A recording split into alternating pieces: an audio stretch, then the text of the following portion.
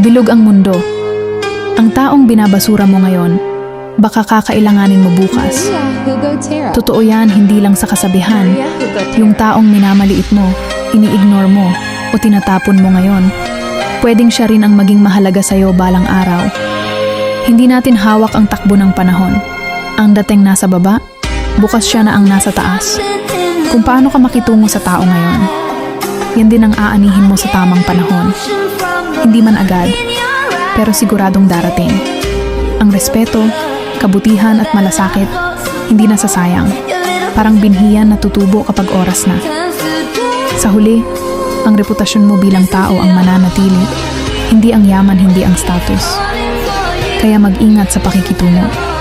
Hindi mo alam kung sino ang makakasalubong mo ulit sa hinaharap at kung anong papel nila sa buhay mo pagdating ng araw.